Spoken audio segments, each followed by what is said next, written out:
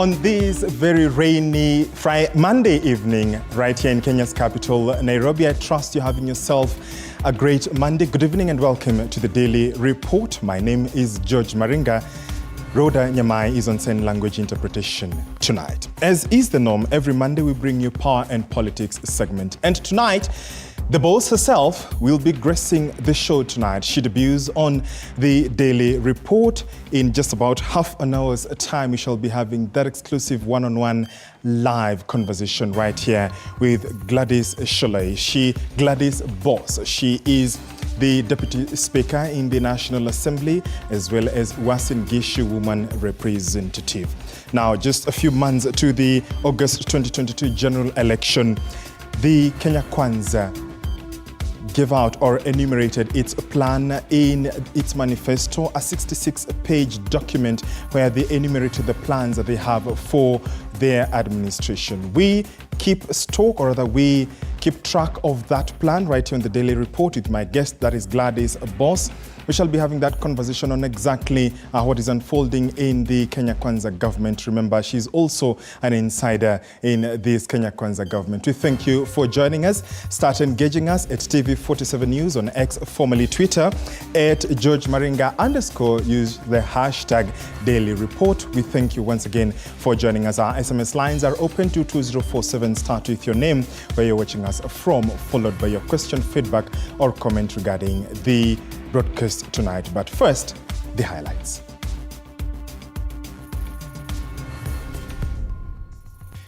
Tonight,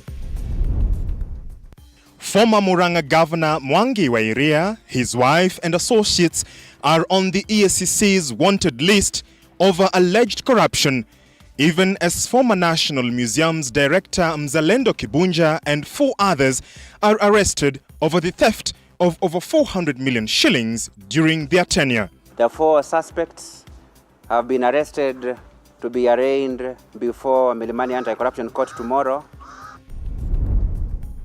Disgruntled but relieved passengers left stranded after an NTSA crackdown nets scores of unroadworthy vehicles along the Nakuru-Nairobi highway at Lari. We also have an issue with the driver behavior.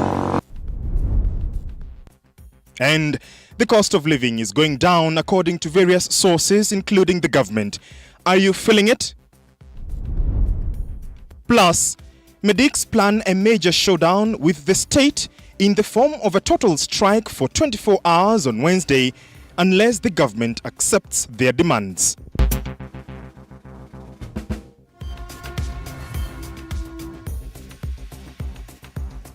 We are streaming live on our website as well as our YouTube channel. We also welcome those watching us on terrestrial platforms. Once again, my name is George Maringa. Thank you for choosing TV47 to inform you. I can see your feedback already coming in. Remember, my guest tonight is none other than Gladys Boss, the Deputy Speaker in the National Assembly and Uasin Gishu County Woman Representative. That conversation is coming your way in a short while. Let's get the show on the road, shall we? And the Ethics and Anti-Corruption Commission, EACC, on Monday arrested 4 suspects to be charged with embezzlement of 490 billion Kenya shillings at the National Museums of Kenya between the financial years of 2015-2016 and 2021-2022. Among those arrested include former Director General at the National Museums of Kenya, Dr. Mzalendo Kibunja, who is charged in connection with the embezzlement of the public funds, as Chichi Josephine now tells us. Wait, or you get one. 4.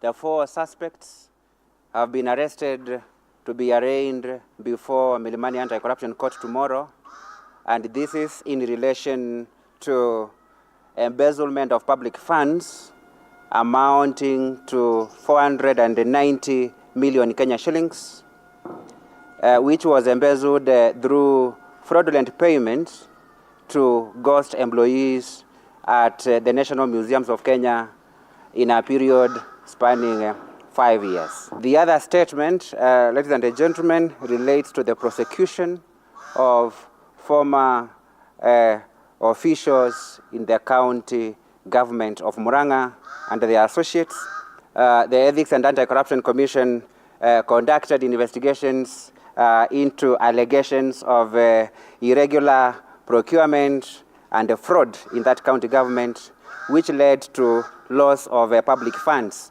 amounting to 140 million Kenya shillings. Upon conclusion of the investigations, the Commission submitted the resultant file to the DPP with recommendations to charge the following persons who are found culpable. 1. Mwangi wa Iria, former governor, county government of Murang'a, together with his spouse, Ms. Jane Waigwe Kimani. Those suspects, that is Mwangi wa Iria, his associates, and the former county secretary, are currently at large. EACC hereby directs all of them to report to the Commission at its headquarters located at Integrity Center. To the wage bill conundrum, and public servants are likely not to receive a salary increment anytime soon as government embarks to reducing the wage bill down to 35% from the current 46%. While officiating the opening of the third National Wage Bill Conference at the Bomas of Kenya in Nairobi, the head of public service, Felix Koskei, reveals that salary and remuneration increment will not be possible due to the economic situation of the country. Moiga William was present at the first day of the summit and filed the following report. 6 months. The heads of state corporations and top county government officials will for the next 3 days be hauled up at the Bomas of Kenya in a bid to formulate strategies to bring down the country's wage bill as the Salary and Remuneration Commission spearheads the third wage bill conference. Ladies and gentlemen, the head of public service, Felix Koskei, kick-starting the conversation of bringing down the nation's wage bill ratio to 35%. The tight fiscal space that we have, and also consider that at this time, it is not possible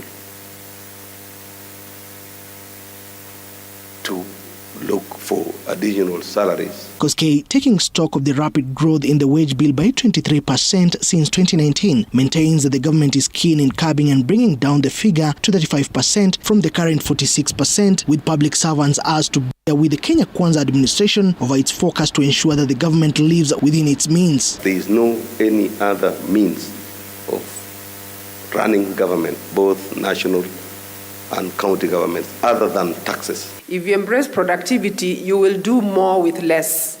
You will find that you actually don't need the entire approved staff establishment. Stakeholders present, however, raised concerns over the 35% wage bill ratio ambition, pointing out that the state corporations and county governments are among entities whose wage bill are beyond the 50% mark, the situation exacerbated by duplication of roles in the separate arms of government. This is a challenge we need to address because efficiency really will never be achieved if we continue duplicating, doing the same things that could all be done by maybe one body. Our expenditure problem on HR, our wage bill problem rather, is not an expenditure problem, it's a funding problem. However, the Salaries and Remuneration Commission had dismissed fears of the national government planning to cut down its human resource further, urging for revenue growth. It's not about reducing the workforce. It's also having a conversation about our accountability for the resources that we have. The summit continues for the next 2 days, Tuesday and Wednesday, with critical strategies and formulas expected to start kick the goal towards a 35% wage bill ratio by the year 2028. Moiga William, TV47. they are able to... And we shall bring you details of that summit, which continues until Wednesday this week. A multi-agency operation involving the inspection of vehicles along Nairobi-Nakuru Highway at Uplands in Lari, Kiambu County netted scores of vehicles which were declared unroadworthy. Led by National Transport and Safety Authority, the crackdown comes at a time when the authorities have come under fire over the high number of road accidents and the high death and injury toll that comes with it. With no warning to the drivers, A crackdown along Nairobi-Nakuru Highway kicked off today as traffic police impounded unroadworthy vehicles at the major roadblocks at Upland in Lari, Kiambu County. We are here for a joint operation with the police. We are trying to look at the compliance level of the matatus together also with the personal vehicles. We have an issue with the driver behavior. This operation is just to remind people that we need to be careful on the roads so that we can minimize the accident. Kendi Motua, NTSA regional manager, who was spearheading the operations, further noted that the ignorance by the drivers and tampering of speed governors was one of the biggest problems observed during the crackdown. What I've noted mainly is the driver behavior. Most of the drivers are a bit reckless. We also have an issue with the tampering of the governors. But apart from that, some of the vehicles are compliant. But again, this is an exercise to enforce and to remind people that we actually need to bring down the accidents, and we actually need to be careful on the roads. And we actually need to remember that road safety is for all of us. According to NTSA data that was released early this month, 7,198 Kenyans were involved in road accidents from January 1st to April 1st, 2024. A total of 1,189 died within that period. Sarah Koki, who is in charge of traffic operations, noted that the majority of the casualties were pedestrians, with 7 reported dead today. Kwa wakati huu tunaona ya kwamba watu ambao wanatembea kwa mguu ndio wameendelea kuongezeka katika accident. Kwa hivyo kila mtu achunge. Kwa leo tumepoteza wale ambao wanatembea kwa mguu watu 7. Takwimu tulizo nazo leo asubuhi. Kwa hivyo tunahimiza watu wote wanapotembea kwa barabara waangalie wasikanyangwe na gari, na madereva mchunge wananchi na mwende kwa mwendo ambao unastahili. Despite their journeys being cut short, a section of the passengers welcomed the crackdown, where they called upon the multi-agency team to conduct the operations without being malicious or corrupt. Kwa sababu ya issue ya transport, tunaona watu wa NTSA wako kwa barabara wanaangalia magari, lakini tungependa tu kuambia serikali hii ni njia mzuri ya kuangalia sisi kama binadamu, kwa sababu wakati wanaangalia hizi magari tunaendelea kushukuru, kwa sababu gari yoyote ikiwa na makosa haiwezi kuwa ikachiriwa kwa barabara. Nina Monica for TV47. Thank you, Nina, for that. Bullying and stigmatization of upcoming talents was among the themes showcased on the last day of drama festivals held at University of Embu, where students from different schools across the country put their best feet forward in a demonstration of artistic effort. Ivy Mecha reports. Picture this. Tanisha Majani, a talented girl in performing arts, gets her dream derailed by her grandpa, who wants her to join the science club. Moreover, she is humiliated by her classmates who take her guitar and mock her for being an artist, which leads to Tanisha attempting suicide. Abdi Fatar Mohammed Ali, the head teacher of Kuno Primary, believes that performing arts as part of the CBC curriculum is helping learners to discover and explore their talents, and by extension, influencing the community towards a greater appreciation of artistic talents. My name is Mohammed Ali, the head teacher of Kuno Primary School.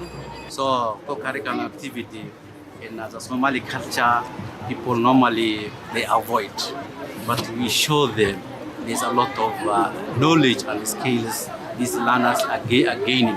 So students from Precious Gems School from Ongata Rongai, in play titled Mawimbi Makuu, tell the story of Zawadi, a girl who is afraid to go to a boarding school for a fear of ridicule and stigma from her classmates. The play seeks to sensitize the community that bedwetting is normal and children should not be stigmatized. And, for us to have come to National Drama Festival, it is a testament that we are practicing CBC, where we identify and nurture talent. On the other hand, Lukenya Academy did a play titled Like Mother, Like Daughter, depicting how Zuri, a girl whose mother is a school bus driver gets ridiculed by other students whose parents hold high offices. However, Zuri moves on with her dream of becoming GP cutting star, where she wins the championships. I wish particularly to say that we've come a milestone and we thank God for everything. I wish categorically as well to thank these learners for their tenacity. They had hold on. It has been a very tedious process. Lopikidongoe, a comprehensive school from Narok County, did a play titled The Other Side of the Coin, where Ian Lemayan, playing the role of Absolomon, showcased the story of a pupil born with a stammer who can hardly express himself but is good at playing a flute. Thank you, Ivy Mecha, for that report. As the nationwide doctors' strike enters day 34, health unions led by the KMPDU maintain they are not to be intimidated by alleged threats from government and that their demands must be met before their return to work. In the meantime, Kenya's ailing health sector continues to groan under the burden of the scarce medical services. Ruga Evil with the details. Solidarity forever. Addressing the media during a Chile known from their headquarters in Upper Hill, health union leaders have announced that they will commence the demonstrations tomorrow from the Kenyatta National Hospital. And I say this because you have seen from several statements, it started with the CS for Interior, CS Kindiki, and now yesterday we saw from the Inspector General, very unfortunate remarks, trying to profile health workers as people who are a nuisance to the public. Expressing frustration with what they see as government's negative attitude towards their demands, the medics assert that the government has completely failed to address their needs, a view that inspires defiance from the medics unions and a hardline stance that they will not budge from until all the provisions of the 2017 collective bargaining agreement are implemented. That the government is the one on strike. All these health sector unions, KMPDU, KUKO and KUMLO, we are all saying we are ready to meet, but it's the government that has continuously been on strike. And to make it worse, we saw in Kenyatta University Teaching and Referral Hospital, where the hospital decided to import doctors or to import consultants. They cannot be replaced by picking doctors or picking people on the street or picking quacks everywhere. So it means that when the government is trying to threaten us, they're actually risking the lives of patients. The doctors have termed it ironical, the alleged move by some government entities being used to declare the doctor strike illegal. We are not willing to relent. If anyone is thinking that by using the government machinery to continue intimidating healthcare workers and sending condescending statement to the media or releasing press, trying to instill fear to the public that we will change, we are not going to change. The union leaders have announced a mega countrywide demo on Wednesday, where all the health workers are expected to down their tools for 24 hours. We have a demonstration tomorrow, and from tomorrow midnight they'll be joining. In fact, we have a mega doctors' assembly on Wednesday, where all the doctors across the country, the consultants and all, will be coming to reinforce and reiterate their commitments on this. And the medics are on strike over, among other things, poor pay, poor working conditions, inadequate medical supplies, recurring disputes with the government over health policies, and the clash on collective bargaining agreements for 2013 and the year 2017. That there is an active court order against the governors and the Ministry of Health, directing them to sit with Kenya Union of Clinical Officers to complete the CBAs, and the governors are in contempt. Ruga Evil, TV47. Thank you, Ruga Evil, for that. You caught me going through some of your feedback. Newton from Kisii, you're watching. Thank you so much for watching the Daily Report. Mila from Kisii as well. Thank you so much for watching. Just to inform you, my guest tonight, that is the Honorable Gladys Boss, is in the building. The conversation with her regarding keeping tabs with the plan, the Kenya Kwanza plan, is coming up shortly. Keep your feedback, your questions, as well as your comments coming. I'm George Maringa. We are back in a few minutes. Do stay with us.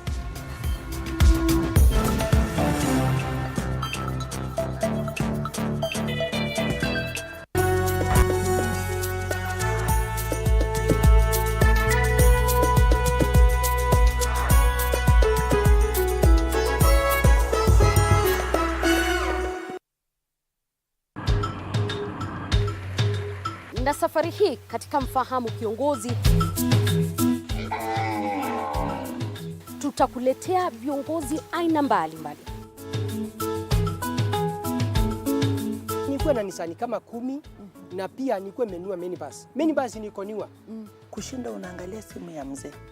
Soma Biblia ama ingia kwa washroom ujisugue mpaka nimetoa hivi.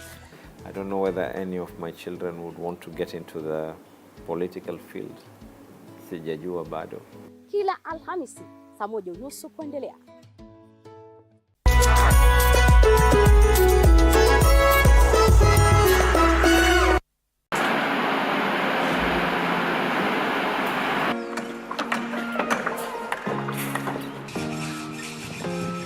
Join us on a journey through the concrete jungles and rising skylines, where every beam, every nail tells a story of progress and vision. In every aspect of life, you know, you have to look at several dynamics. From groundbreaking. Nowadays with the tech, you can check on different websites or you check online and you can see some inspiration. So at least that one would be a direction already. I'll know like what kind of style you're going for.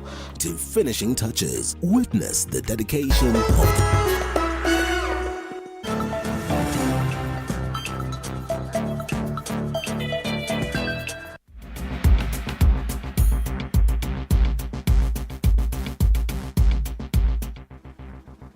It is exactly 19 minutes past the hour. Welcome back and thank you for staying with us. Just to remind you, my guest is already here in studio. That is the Honorable Gladys Boss. We shall be having that conversation with her in a short while. Keep your feedback coming.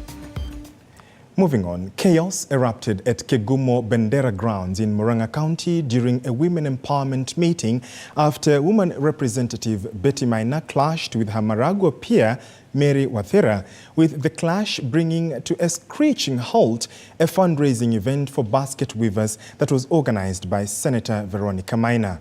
In full view of the gobsmacked members of the public and cabinet secretaries Alice Wahome of Lands, Aisha Juma of Gender and Cooperatives, and Cooperatives and MSMEs CS Simon Cheligui, who attended the event. This part degenerated into a free-for-all, requiring security officers present to intervene for calm to be restored.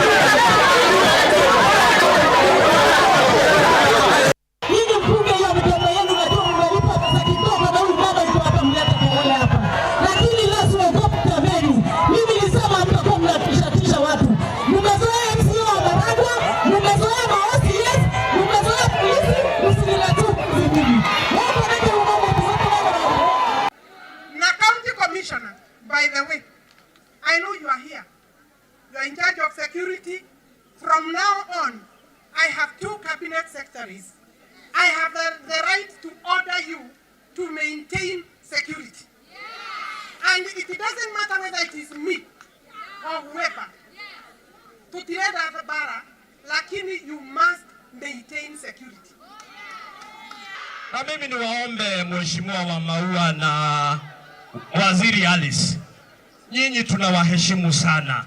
Huyu msichana ni mdogo, mshikilie yeye. Todo wadhi wako lawoka gerero kalakani. Wa Maua wewe miaka imesonga, Alice miaka imesonga, tafadhali mshikilie huyu msichana, mfanye kazi mkiwa pamoja, mumuonyeshe njia, na ili huko mbele maneno itakuwa sawa sawa. Now, this is the situation that developed in the CDF offices of the Bobasi constituency after angry residents were blocked from the premises while on a mission to petition the local MP to end their year-long wars. Led by their ward representatives, the residents protested the recent washing away of a temporary wooden bridge, which was itself only a temporary fix as a better bridge is built, something the residents are yet to see, all the while braving the danger of fast-moving water each day.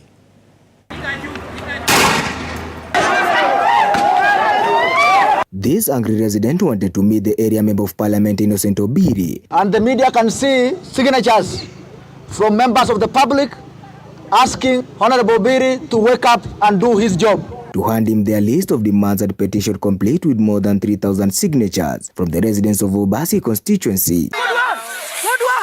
Their main concern is the delay of construction of the much-used Jamache Bridge a year after the bridge collapsed.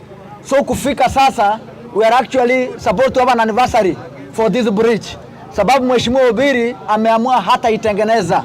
Na sisi kama wakilishi wenu tumeamua tuje hapa, sauti ya wananchi isikike. In addition, the residents have also lamented the lack of balance in the distribution of NGCDF funds in all wards, calling to the area MP to show fairness. We are petitioning the office of the Member of Parliament. We are petitioning KERA. We are petitioning KENA. We are petitioning and any other relevant agency responsible to making this bridge. We have given them 14 days that we must see work going on here. Failure to do so, again we will be on the streets. What we are seeing here in Bobasi constituency is just shambles. We do not have fair distribution of resources. We are demanding as a people of Bobasi that we have a criteria that when we ask questions on the monies that we receive as a constituency, the Member of Parliament should be able to respond without blinking. We have raised reservations on the emergency fund that he is always allocating in his budget. We are raising reservations on the money for sports. We have never seen sports in Bobasi constituency, but every year there is an allocation that goes to sports. As things stand, the residents have given the deadline of 14 days for the delegation to follow up on the issue as soon as possible and identify the name of the contractor needed to build the bridge, considering the severe hardship and dangers that the residents are facing due to the situation. Kombo Alfayo reporting for TV47, Nyamache, Bobasi, Kisii County. Now to the counties where the government says it is ready to handle the transition to grade 9. Elsewhere, striking doctors are urged to find middle ground with the state, even as alternative sources of income are suggested for these very same professionals.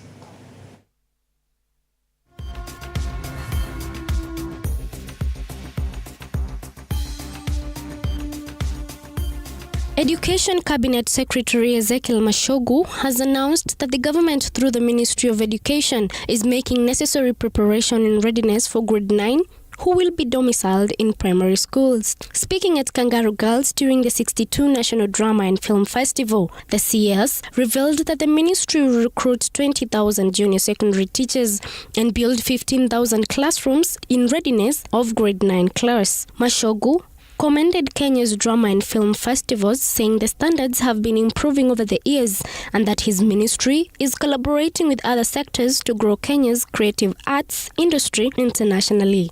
We are very much ready because we are working very closely with the Ministry of Performing Arts, my brother Wasiri Apabu na Mwamba, because you can even see the kind of allocation.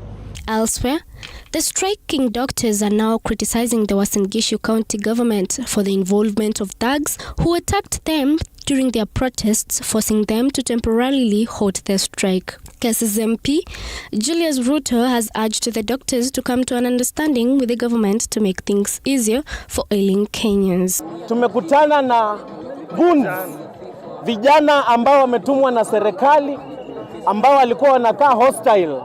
Kwa hivyo tunataka kuirai hii serikali ya kwamba madaktari sio watu ambao mnafaa muwatumie guni.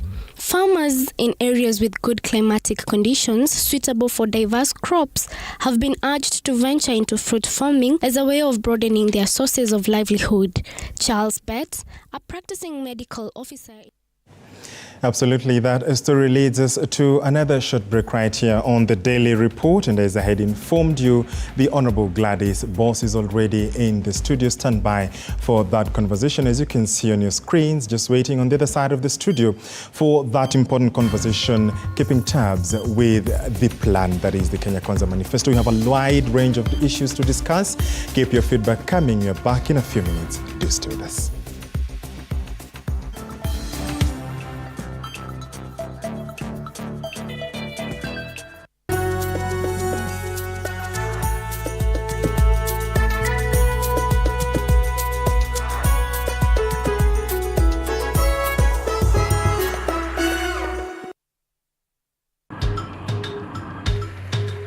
Na safari hii katika Mfahamu Kiongozi tutakuletea viongozi aina mbalimbali. Nikuwe na Nisani kama 10 na pia nikuwe menua minibus. Minibus niko niwa. Kushinda unaangalia simu ya mzee. Soma Biblia ama ingia kwa washroom ujisugue. Mpaka nimetoa hivi. I don't know whether any of my children would want to get into the political field. Sijajua bado.